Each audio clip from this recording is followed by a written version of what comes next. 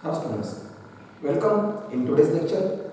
In previous lecture, we discussed about the introduction of the biomolecule, and in today's lecture, we discuss about the different type of biomolecules with regarding to the carbohydrates. Okay.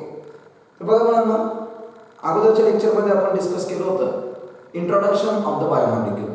बघा biomolecule बद्दल आपण पहिलं वाक्य बोललो होतो का these R the लाईफलेस molecules. हे लाईफलेस molecule असतात which combine together in a specific manner, जे एका स्पेसिफिक मॅनरमध्ये कंबाईन होतात अँड प्रोड्यूस अ लाईफ, आणि एक लाईफ तयार करतात. दे are commonly called as A biomolecules. त्यांना आपण बायोमॉलिक्युल्स बोलतो. आता सेकंड एक सगळ्यात इम्पॉर्टंट गोष्ट की बायोमॉलिक्युल्सचे दोन टाईप आपण पाहिले होते म्हणून, एक मायक्रोमॉलिक्यूल आणि एक macromolecule, depending upon the size and depending upon the molecular weight. Okay, त्यानुसार आपण दोन क्लासिफिकेशन केले होते बायोमॉलिक्यूलचे, मायक्रोमॉलिक्यूल आणि मॅक्रोमॉलिक्यूल. ठीक आहे. तर त्यातला पहिला पार्ट आपण स्टार्ट केला होता काल, that is a micromolecules. Okay, so मायक्रोमॉलिक्यूलमध्ये फर्स्ट पार्ट आपण डिस्कस करत होतो अबाउट द कार्बोहायड्रेट. बघा कार्बोहायड्रेट बद्दल मी असं बोललो होतो की these are the hydrates of carbon. हे कार्बनचे हायड्रेट्स आहेत. एक ऑल कार्बोहायड्रेट्स आर शुगर. सगळे कार्बोहायड्रेट शुगर्स आहेत दोन.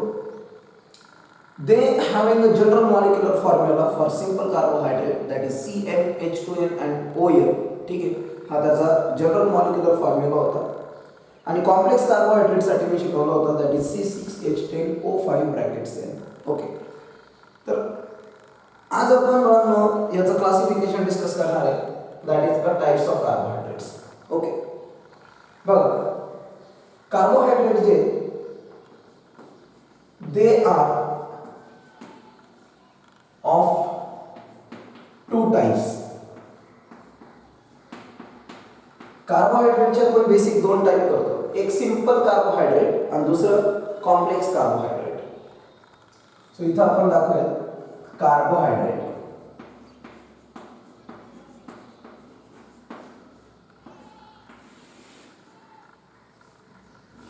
पहिला पार्ट आहे सिंपल कार्बोहायड्रेट, दुसरा पार्ट आहे आपल्याकडे कॉम्प्लेक्स कार्बोहायड्रेट.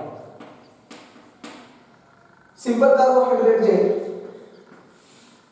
याचे दोन टाइप बुक मध्ये दिलेले. ओके, एक मोनोसॅकराइड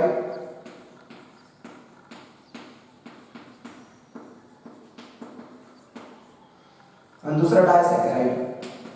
तसं याला ऍक्च्युअल ऑलिगोसॅकराइड मध्ये घ्यायला पाहिजे, डायसॅकराइड ट्रायसॅकराइड, पण डायरेक्टली बुक मध्ये डायसॅकराइड दिलेलं आहे. ठीक आहे, सो एक मोनोसॅकराइड आहे, दुसरं डायसॅकराइड आहे. कॉम्प्लेक्स कार्बोहायड्रेट म्हणजे पॉलिसॅकराइड्स. याला आपण दोन ग्रुप मध्ये डिवाइड करतो. काही पॉलिसॅकराइड असे असतात, ऑलरेडी आपल्याला हे माहिती आहे की polysaccharides are form by the polymerization reaction. ते पॉलिमरायझेशन रिएक्शन मधून बनतात. काही पॉलिसॅकराइड सेम टाइपच्या युनिटने बनतात. फॉर एक्झाम्पल तुम्ही स्टार्च घ्या, स्टार्च मध्ये सगळं आपण काय जोडतो, ग्लुकोज जोडत जातो. ओके, मग अशा टाइपचे जे पॉलिसॅकराइड असतील they are called as a homopolysaccharide. त्याला आपण होमोपॉलिसॅकराइड बोलतो.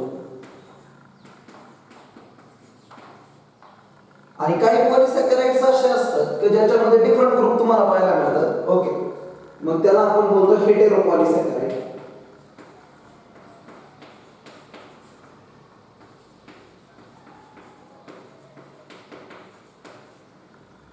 इकडे मोनोसॅकराइडला सुद्धा आपण depending upon the presence of functional group, त्या कार्बोहायड्रेट मध्ये त्या मोनोसॅकराइड मध्ये कुठला फंक्शनल ग्रुप आहे याच्यावरून आपण सुद्धा त्याला क्लासिफाय करतो दोन ग्रुप मध्ये. एक असतं म्हणून दॅट इज अल्डोजेस आणि दुसरं असतं आपल्याकडे दॅट इज अ कीटोजेस. अल्डोजेस म्हणजे अल्डिहाइड ग्रुप असेल तर अल्डोजेस, आणि ज्या मोनोसॅकराइड मध्ये कीटोन ग्रुप आहे they are commonly called as a ketoses. Okay, अशा पद्धतीने हे जनरल आउटलाइन आहे कशाची, क्लासिफिकेशन ऑफ कार्बोहायड्रेट. ओके, आता यातला फर्स्ट पार्ट आज आपण स्टार्ट करणार आहे with the simple carbohydrate. Okay, आज आपण मोनोसॅकराइड आणि डायसॅकराइड बद्दल बोलणार आहे. बघा, सो स्टार्ट करूया विथ द हेल्प ऑफ मोनोसॅकराइड्स.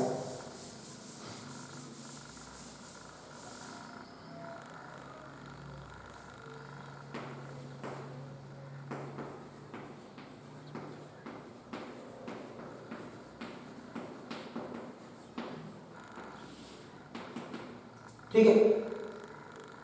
आता बघा जे काही मोनोसॅकराइड्स असतात, सगळ्यात महत्त्वाची गोष्ट, दीज आर सिंपल कार्बोहायड्रेट. सगळ्यात सिंपल टाईपचे कार्बोहायड्रेट म्हणजे मोनोसॅकराइड. ठीक आहे. These are simple carbohydrate. दुसरी गोष्ट, जे मोनोसॅकराइड्स असतात, it is a basic unit of complex carbohydrate. हे कॉम्प्लेक्स कार्बोहायड्रेटचं बेसिक युनिट आहे. फॉर एक्झाम्पल जसं मी म्हटलं की मला स्टार्च बनवायचं आहे, तर मग मी स्टार्च बनवण्यासाठी काय घेतो? ग्लुकोज. ग्लुकोज हे टाईपचं काय? मोनोसॅकराइड आहे. म्हणजे जर मला कॉम्प्लेक्स कार्बोहायड्रेट बनवायचे आहे तर त्याच्यासाठी माझ्याकडे काय असणं गरजेचं आहे? मोनोसॅकराइड असणं गरजेचं आहे. So it is a basic unit of complex carbohydrate. ठीक आहे. तिसरी सगळ्यात महत्त्वाची गोष्ट, हे जे मोनोसॅकराइड्स असतात, they are crystalline in nature. हे क्रिस्टलाइन नेचरचे असतात, sweet in taste,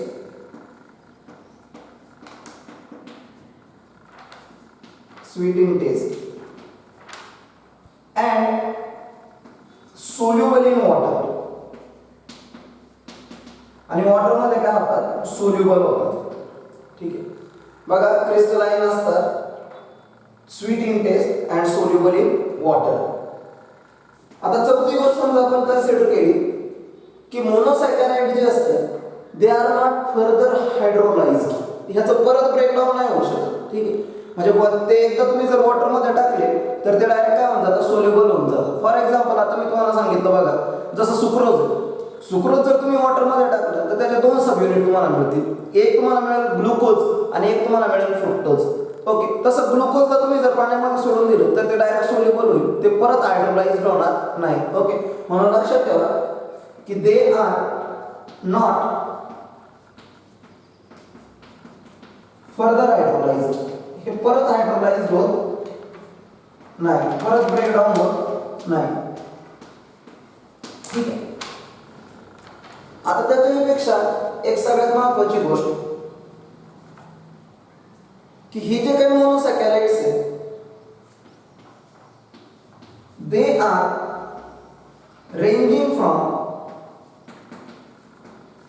carbon number 3 to carbon number 7.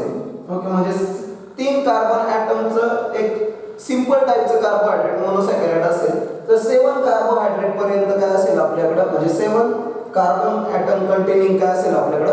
Carbohydrate असेल. ठीक आहे. आता समजा मी 3 कार्बन ॲटमचं समजा शुगर बोललो तर ती कोणती येते? That is called trioses. 4 carbon असेल तर टेट्रोसिस, 5 असेल तर पेंटोसिस, 6 असेल तर हेक्सोसिस, 7 असेल तर हेप्टोसिस. ओके. त्या टाईपमध्ये आपण काय करतो की जे काही कार्बन नंबर 3 जनरली 3 कार्बन ॲटमचं किंवा 7 कार्बन ॲटमचं जे काही आपल्याकडे काय असेल कंपाऊंड असेल, ओके, ते जनरली मोनोसॅकराइड्स मध्ये बिलॉंग करतील. ठीक आहे. म्हणजे असे कार्बोहायड्रेट्स स्टार्ट होतील मिनिमम कार्बन किती असतील त्याच्यामध्ये 3 आणि मॅक्झिमम मोनोसॅकराइड मध्ये किती कन्सिडर करणार आपण? 7. ओके. तर ह्याच्यामध्येच काय असणार? कार्बन ॲटमची चेन बनणार आणि त्याच्यानुसार अशा टाईपचे काय बनणार? कार्बोहायड्रेट्स बनणार. ठीक आहे. फॉर एक्झाम्पल आपण कन्सिडर केलं बघा, समजा म्हटलं ग्लुकोज, तर ग्लुकोज हे जे कार्बोहायड्रेट आहे याच्यात किती कार्बन आहे? 6. That is C6. Okay. Formula आपण बनवू शकतो, आपल्याला माहिती आहे formula CnH2nOn that is C6H12O6. ठीक आहे. त्याच्यानंतर दुसरी गोष्ट समजा आपण कन्सिडर केली, 3 कार्बन ॲटमचा आपण घेतलं ट्रायोसिस. याचं सिंपल नाव आहे ग्लिसरॉल्डिहाइड घेतो आपण. ओके. ग्लिसरॉल्डिहाइड. तर हे C3H6O3. तर अशा टाईपमध्ये आपल्याकडे काय मिळेल तुम्हाला? दॅट इज ए मोनोसॅकराइड्स मिळतील. ओके. जे 3 कार्बन आणि 7 कार्बन पर्यंत काय असू शकतं? मोनोसॅकराइड्स कार्बोहायड्रेट्स बिलॉंग करू शकतात. ठीक आहे. नाव आता याचे जे काही स्ट्रक्चर्स आहेत बाळांनो, याचे 2 फॉर्म्स असतात. ओके. एक फिशर प्रोजेक्शन असतं आणि एक हॅवर्थ प्रोजेक्शन असतं. ठीक आहे. फिशर प्रोजेक्शन मध्ये फिशर प्रोजेक्शन ज्यावेळेस आपण डिनोट करतो तर त्यावेळेस एक व्हर्टिकल लाईन आणि एक हॉरिझॉन्टल लाईन या पद्धतीने आपण रिप्रेझेंट करतो. ठीक आहे. सो बघा,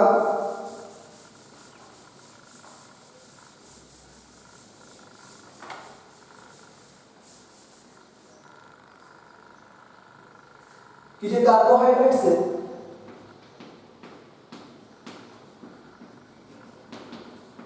are indicated or represented by two forms. ठीक आहे, दोन फॉर्म्स कार्बोहायड्रेट्स रिप्रेझेंट करण्यासाठी आपण वापरतो. एक फिशर प्रोजेक्शन आपण वापरतो आणि दुसरं आहे हॅवर्थ प्रोजेक्शन. एक फिशर आणि दुसरं हॅवर्थ प्रोजेक्शन. फिशर प्रोजेक्शन मध्ये बघा we use a1 what we call as a vertical line. एक वर्टिकल लाईन आपण दाखवतो आणि काही horizontal line depending upon the carbon item. जेवढे कार्बन आयटम त्या कार्बोहायड्रेट मध्ये असतील त्यानुसार. ठीक आहे, आता समजा आपण कन्सिडर केलं ओके की आपल्याकडं 3 कार्बन आयटमची एखादी शुगर आहे. Okay, 3 carbon continue. मग आता हिला कसं दाखवायचं? फॉर एक्झाम्पल मी घेतला ट्रायोसिस. ओके, हा ही पण एक गोष्ट लक्षात ठेवा की ज्या शब्दाच्या शेवटी OSES येणार आहे ओके तो जो आहे ती अल्डोज शुगर आहे. कुठली शुगर आहे? अल्डोज. अल्डोजचं मिनिंग काय? त्याच्यात अल्डिहाइड ग्रुप आहे. ओके, आणि समजा मी उलोज शब्द बोललो ओके, उलोज सफिक्स ज्याच्या शेवटी असेल ती कीटोन शुगर आहे. लक्षात ठेवा. फॉर एक्झाम्पल बघा, समजा मी बोललो रायबोलोज. ठीक आहे, तर याच्या नावातून आपल्याला कळलं पाहिजे तर उलोज आले याचा अर्थ ते कीटोज आहे. त्यानंतर समजा आपण बोललो रायबोज तर याच्या नावातून आपल्याला कळलं पाहिजे की हे अल्डोज आहे. ठीक आहे, हा फक्त एक एक्सेप्शन केस आहे ओके, दॅट इज फ्रुक्टोज.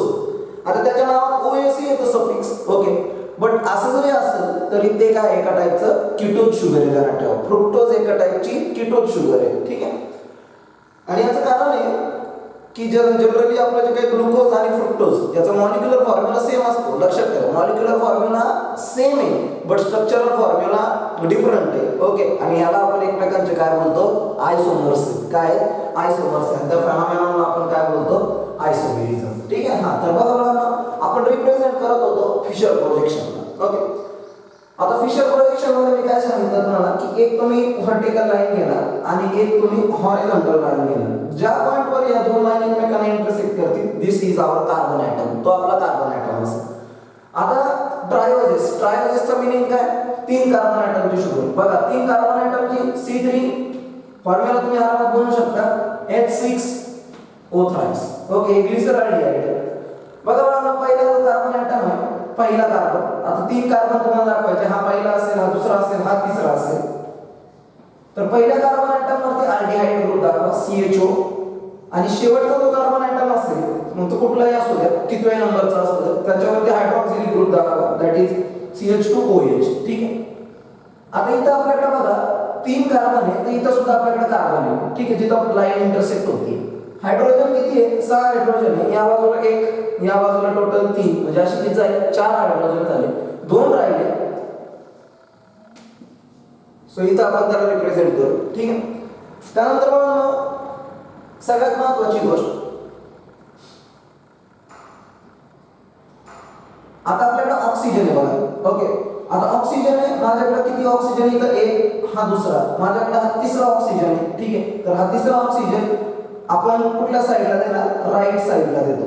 ठीक आहे, हे जनरली तुम्हाला केमिस्ट्रीच्या पार्टमध्ये समजेल, बायोकेमिस्ट्रीच्या अंडर.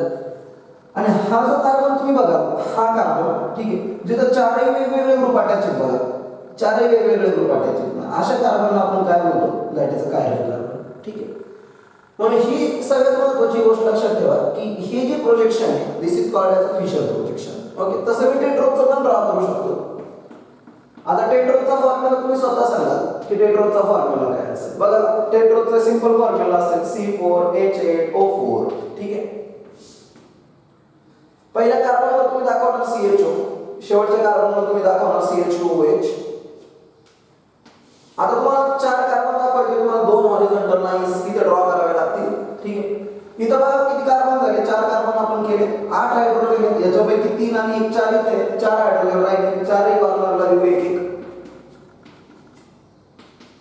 ठीक आहे, ऑक्सिजन बघा 1 2 टोटल ऑक्सिजन 4 आहे. ओके, एक या बाजूला देऊ. लक्षात ठेवा जो थर्ड कार्बन ॲटम असेल त्याच्या लेफ्ट साइडला एक ऑक्सिजन द्या. ठीक आहे, आपण D शुगर काढणार आहे. D म्हणजे राईट डेक्स्ट्रो रोटेटरी टाइपची शुगर आपण इथे ड्रॉ करणार आहे. ठीक आहे, म्हणून सगळ्यात महत्त्वाची गोष्ट हा आपला बघा, हा एक कायरल कार्बन होईल आणि हा एक कायरल कार्बन होईल. ठीक आहे. कायरल कार्बन कसं आता इथं तुम्ही कन्सिडर करताय तर 4 वेगवेगळे ग्रुप तुम्हाला इथे दिसतात. ओके. आता बघा इथे हा एक ग्रुप, हा एक ग्रुप, हा एक ग्रुप, याला होल ग्रुप कन्सिडर करा, मग हा कायरल बनतो पूर्ण. ठीक आहे. मग तसंच इकडे एक ग्रुप, इकडे एक ग्रुप, इकडे एक ग्रुप, याला होल ग्रुप कन्सिडर करा, हा कायरल बनेल. ठीक आहे. तसंच बघा तुम्ही पेंटोजेस ड्रॉ करू शकता, हेक्सोजेस ड्रॉ करू शकता. ओके. आता बघा समजा पेंटोज आपण ड्रॉ करू.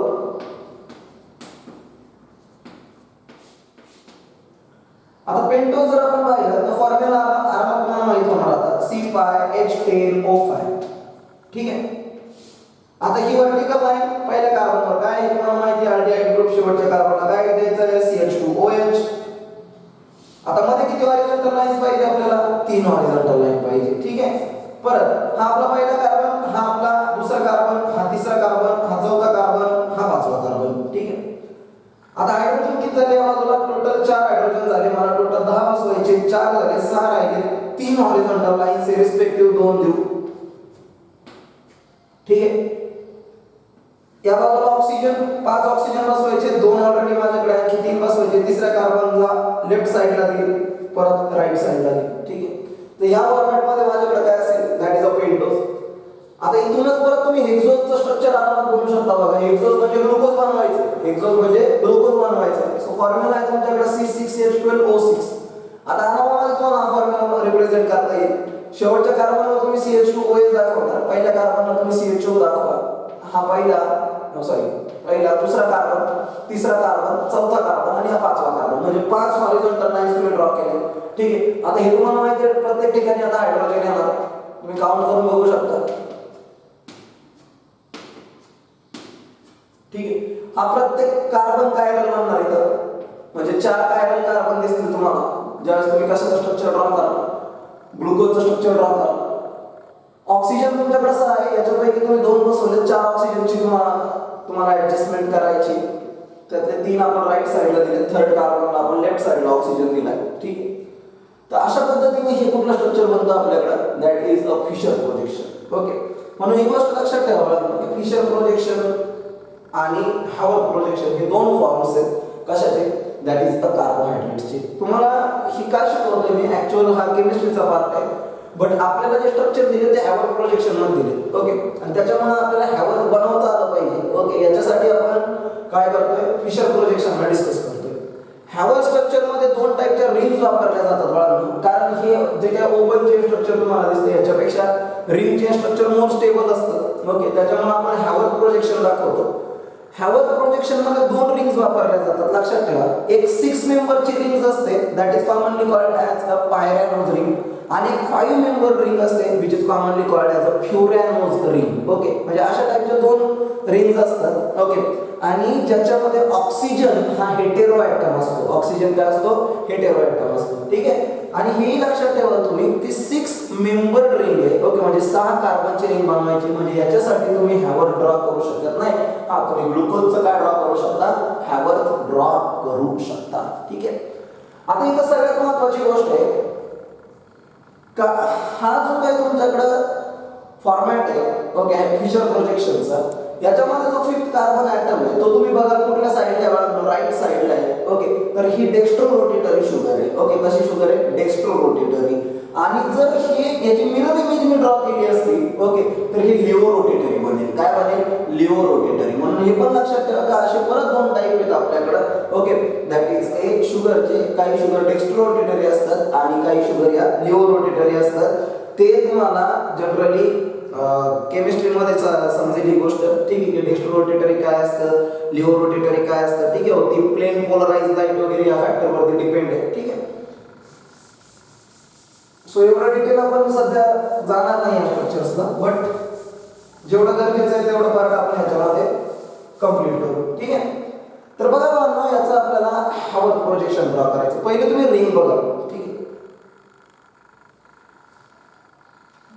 तुम्हाला ही रिंग ड्रॉ करायची, दॅट इज कॉल्ड पायरॅनोज रिंग. ठीक आहे. ही रिंग तुम्हाला ड्रॉ करायची. ही 6 कार्बनची रिंग, जो ऑक्सिजनचा नेबरिंग कार्बन इकडचा, ओके, त्याला आपण कार्बन नंबर 1 इंडिकेट करू.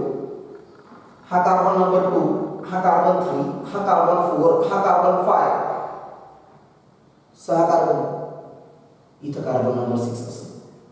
ठीक आहे. म्हणजे ही गोष्ट लक्षात ठेवा की अशा पद्धतीची रिंग तुम्हाला ड्रॉ करायची पायऱ्या. ओके. आता आपण एक सिंपल फॉर्मॅट शिकवतोय मुलांनो. हे जस्ट एक ट्रिक आहे. ओके. मी प्युअरली केमिस्ट्री अप्लाय करून नाही सांगत या गोष्टीला. ठीक आहे. जस्ट एक ट्रिक सांगतोय. तर काय करणार आहे आपण, हे जे स्ट्रक्चर आहे फिशर व्यवस्थित बघा, त्याला अशा पद्धतीने आपण ड्रॉ करूया ह्या फॉर्मॅटमध्ये. म्हणजे CH2OH माझ्या लेफ्ट साईडला जाईल, CHO माझ्या राईट साईडला येईल. म्हणजे हे स्ट्रक्चर असं काय होईल, हिअर इज CH2OH, इथं मी CHO दाखवतो. मध्ये मला 4 हॉरिझॉन्टल लाईन्स ड्रॉ कराव्या लागतील. हा माझा पहिला कार्बन, हा दुसरा, हा तिसरा, हा चौथा, हा पाचवा आणि हा 6वा. ठीक आहे. बघा मला स्ट्रक्चर असं फिरवले आपण या फॉर्मॅटमध्ये. तर हे बाजू खाली आली असेल, जे खाली आले ते खालीच दाखवा. ओके.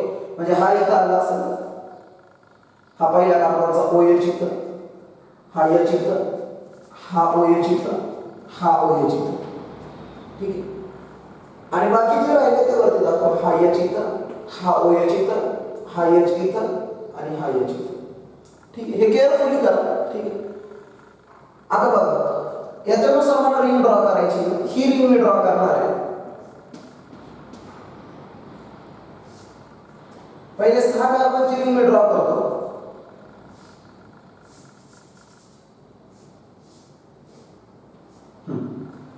बघा बघा, पहिल्या कार्बन ॲटम वरती माझ्याकडे काय आहे, CHO. CHO मी असं दाखवतो, C डबल बॉन्ड OH. ठीक आहे. That is a COH, sorry CHO. Okay, that is aldehyde. बाकी सगळं मी अरेंज करणार आता. बघा, हा माझा पहिला कार्बन, हा माझा दुसरा कार्बन. दुसऱ्या कार्बन वरती काय H, खाली काय OH. क्लिअर. इथं बघा खाली, इथं काय बघा H, वरती काय OH. इथं काय बघा OH, इथं काय H. इथं काय OH, इथं काय H. ओके. आणि हा जो कार्बन आहे माझा, इथं काय येणार आहे CH2OH. बरोबर आहे. आता इथं बघा, या बाजूला माझा 6 कार्बन कुठल्या बाजूला आहे, या बाजूला आहे. ठीक आहे. So there is a shifting. हा CH2OH आपण या बाजूला घेऊ, H या बाजूला रोटेट करू आणि OH या बाजूला रोटेट करणार आहे आपण. ठीक आहे. जर हे स्ट्रक्चर मी परत ड्रॉ करायला गेलो,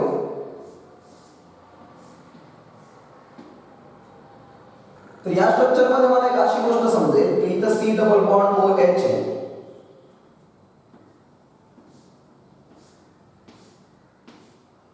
ठीक आहे.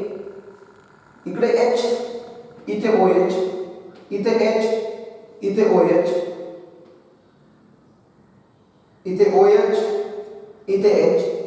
हा, आता इथं बघा, हा CH2OH या जागेवरती आला असेल. Here is the CH2OH.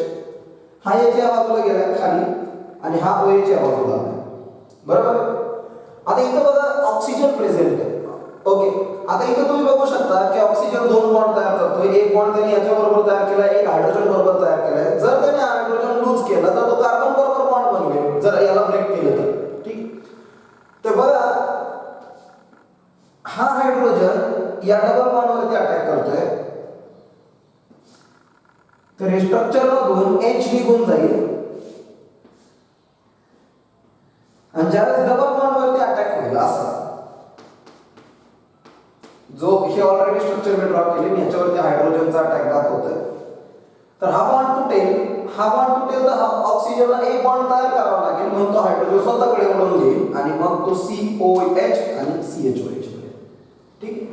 मग आता हे स्ट्रक्चर जर मी रिप्रेझेंट करायला गेलो, ठीक आहे, हा कार्बन आहे, हा कार्बन आता जॉईन केली मी. ठीक आहे. आणि इथं मी दाखवतोय, तर वरती माझ्याकडे सध्या तयार झाले OH, इथं तयार झाले H, इथं माझ्याकडे OH, इथं आहे H, इथं आपल्याकडे H, इथं आहे OH, खाली इथं OH, या बाजूला H आहे, या बाजूला H आहे आणि या बाजूला CH2OH आहे. हे स्ट्रक्चर तयार झालं आपल्याकडे, दॅट इज ग्लुकोज. ठीक आहे.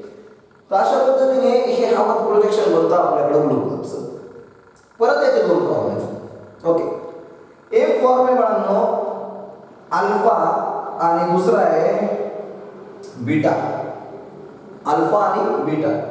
आता हे कसं आयडेंटिफाय करायचं अल्फा की बीटा? पहिलं बघायचं शुगर कुठल्या टाईपची. मग डी टाईपची शुगर आहे तर ज्यावेळेस तुम्ही हॅवर्थ काढणार, जर डी टाईपचं फिशर दिलंय तर त्याचं डी टाईपचंच काय निघणार? हॅवर्थ निघणार. त्याचा पहिला कार्बन ॲनोमेरिक कार्बन बघायचा आहे, त्याला ॲनोमेरिक कार्बन म्हणतात. हा कार्बन बघायचा, त्याचा जर OH ग्रुप नीट आहे का, OH ग्रुप लोअर साईडला असेल तर ती शुगर अल्फा, आणि जर अप्पर साईडला असेल तर ती शुगर बीटा. मग आता ही जी शुगर मी ड्रॉ केली ही कुठल्या टाईपची? बीटा. क्लिअर? ओके. अशा टाईपमध्ये आपल्याकडे काय असतं बाळांनो? That is a Fischer and Haworth projection of the glucose. Okay, हे ग्लुकोजचं असणार फिशर आणि हॅवर्थ प्रोजेक्शन. ठीक आहे, आता तुम्हाला हीच डायग्राम लक्षात ठेवायची. तुम्ही अल्फा लक्षात आलं, एखाद्याने अल्फा सांगितलं तर ध्यानात ठेवा की पहिल्या कार्बनचा OH खाली ड्रॉ होणार आहे आणि दुसऱ्या कार्बनचा जर काही आपल्याकडं बीटा जर विचारलं तर त्या पहिल्या कार्बनचा OH अप्पर साईडला असणार आहे. हे डी साठी. एल साठी कॉन्फिगरेशन उलट होईल. एल म्हणजे लिओ रोटेटरी. ठीक आहे,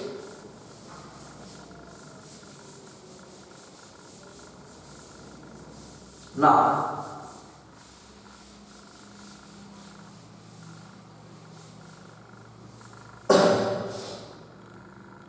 आता आणखी एक गोष्ट बघा जे आपल्या बुकने सांगितले बघा की ऑल मोनोसॅकॅराइड्स, जेवढे काही आपल्याकडे मोनोसॅकॅराइड्स आहेत आर रिड्युसिंग शुगर, सगळे रिड्युसिंग शुगर. आता याचं काय मीनिंग आहे रिड्युसिंग शुगर? ऍक्च्युअली केमिस्ट्रीतून गेलो तर रिड्युसिंग शुगर म्हणजे अशी शुगर जी what we called as a Benedict reagent, Fehling solution. ठीक आहे, ह्याच्याबरोबर रिडक्शन रिएक्शन दाखवते. ओके, तर त्या रिड्युसिंग शुगर असतात आणि जे दाखवत नाही ती नॉन रिड्युसिंग शुगर असते. ओके, पण आता आपण काय सांगितलं की इथं जे काय ऑल मोनोसॅकॅराइड्स ह्या रिड्युसिंग शुगर्स. ओके, तर रिड्युसिंग शुगर कसं आयडेंटिफाय करायचं बघा बाळांनो. समजा एखादी शुगर आहे, समजा मी ग्लुकोज ड्रॉ करतोय बघा, अल्फा ग्लुकोज ड्रॉ करतोय. अल्फा करतोय म्हणून OH मी खाली ड्रॉ करणार, H वरती असेल माझं. इथं OH आहे, इथं H आहे, इथं H, इथं OH, इथं OH, इथं H, इथं CH2OH, इथं H. क्लिअर आहे? आता हा पहिला कार्बन, दुसरा, तिसरा, चौथा, पाचवा आणि सहावा. एखादी शुगर रिड्युसिंग आहे की नॉन रिड्युसिंग आहे हे कसं आयडेंटिफाय करायचं? ती शुगर बघायची, त्या शुगरचा पहिला कार्बन बघायचा. पहिला कार्बन, तो कार्बन जर बॉन्डिंग मध्ये पार्टिसिपेट करत नसेल म्हणजे तो फ्री असेल, फ्री अल्डिहाइड ग्रुप असा शब्द वापरलाय पुस्तकात. ओके, तो अल्डिहाइडच ग्रुप आहे, आपण मागाशी त्याचं कन्व्हर्जन केलंय बघा. तर तो जर ग्रुप फ्री असेल तर आणि तरच ती शुगर कशी असते? रिड्युसिंग असते. पण जर तो बॉन्डिंग मध्ये पार्टिसिपेट झालेला असेल तर ती शुगर बेसिकली रिडक्शनची प्रॉपर्टी दाखवत नाही. ठीक आहे, फॉर एक्झाम्पल मी डायसॅकॅराइड ड्रॉ करतोय, त्याच्यावरून आपण रिड्युसिंग आणि नॉन रिड्युसिंग आयडेंटिफाय करू. समजा मी माल्टोज ड्रॉ करतोय बघा. माल्टोज म्हणजे दोन ग्लुकोज युनिट ज्यावेळेस तुम्ही जोडता त्यावेळेस माल्टोज तयार होतो. परत आपण इथं ग्लुकोजच ड्रॉ करूया. अल्फा ग्लुकोज, अल्फा डी ग्लुकोपायरॅनोज असं नाव देतो आपण त्याला.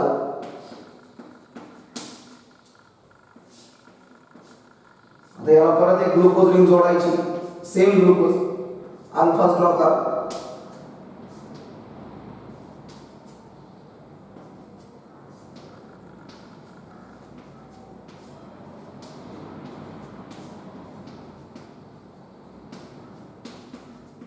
आपल्याला हे माहिती आहे, मी ऑलरेडी कालच्या लेक्चरमध्ये शिकवलंय का ज्यावेळेस दोन मोनोसॅकराइड एकमेकांबरोबर कंबाईन होते so there is a removal of water molecule. तिथून वॉटर मॉलिक्यूल बाहेर पडेल, एक टाईपची डिहायड्रेशन किंवा कंडेन्सेशन टाईपची रिॲक्शन होईल. हा वॉटर मॉलिक्यूल बाहेर गेला आणि वॉटर मॉलिक्यूल बाहेर गेल्यानंतर इथं फक्त एक ऑक्सिजनने काय तयार होईल?